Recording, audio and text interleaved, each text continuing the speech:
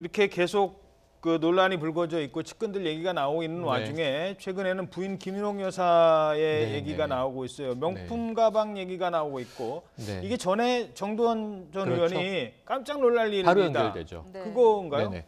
그러니까 어찌 보면은 이게 여러 가지 추측들만 난무했었습니다. 정두원 전 의원은 내용, 실체는 얘기를 안 했어요.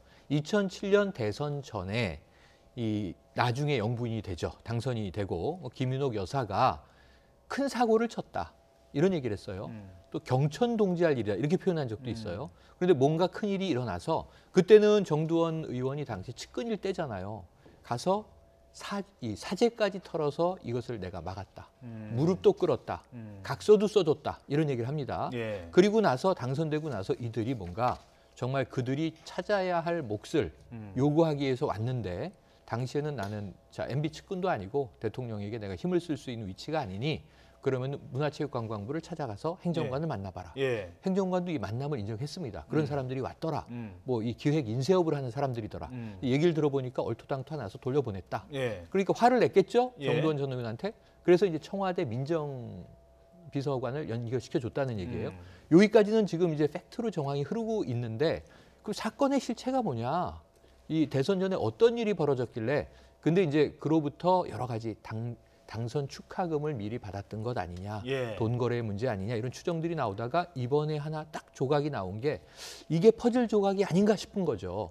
그러니까 문재인 즉슨 재미교포 사업가로부터 예. 고가의 명품 백, 이것도 뭐 2, 3천만 원 하는 뭐 브랜드의 백을 김윤옥 여사가 받았다가 대선 전날 돌려줬는데 예. 자, 백은 받았다 돌려줬는데 그 안에 뭐가 그 있었죠? 안에 달러로 현찰이 들어있었던 것 아니냐라는 이제 추정을 검찰이 하고 있다는 보도입니다. 예. 이게 팩트 체크를 해봐야 되는 일이고요. 이것도 수사 결과가 나와야 되는 건데 이게 사실이면 사실은 이 자체는 그 안에 그럼 또 몇 억 원 정도의 돈이 들어가 있었는가 하는 부분들은 밝혀져야 되겠지만 사실은 이게 대선 전부터 또 이제 이명박 전 대통령뿐 아니라 그 이제 부인의 이제 사안까지도 범죄 혐의가 또 덧붙여지는 거기 때문에 일단은 법적인 다툼 플러스 법리적인 또 이제 수사의 이 실체 플러스 도덕적인 문제에서는 사회적 비판은 더 커질 수밖에 없어 보입니다. 네, 김윤옥 여사의 경우는 그 국정원 특수활동비 1억 원 정도도 김윤옥 여사 측에 전달됐던 정황이 포착됐는데 검찰에 소환될 가능성이 있습니까? 뭐 공소시효 같은 부분도 있고요.